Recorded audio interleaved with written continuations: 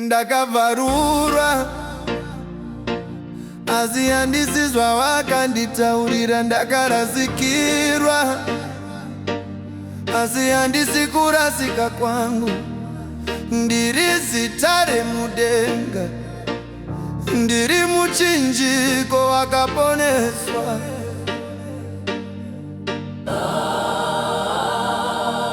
Vakanditi mukadzi asina chimiro, vakanditi murume akatadza pachose. Asi ndakaita semwana, ndakavata mumakumbo aba. Ndakadzidza kudana zita ravo, ndikaona simba richidzoka. Ndiri chawezi, handisi chitema, ndiri mwenje wakabva kuna Mwari. Handisizwa ndakaitwa,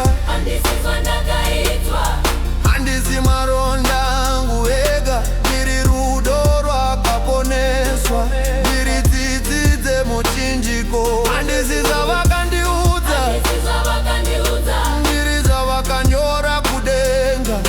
Ndiri mwana waBaba, ndiri zvese zvavakuda kuti ndive. Ndiri kuzvifamba zvakadzikama, kunyange moyo wangu wakatsemuka. Asi vakapfekedza gandaidzwa, vakandipawo paidzwa. Chiso changu chakamonyoroka neziuya, asi mweya wangu wakagadzirwa patsva. Ndakapiwa zita muchinjiko, kwakabuda simba.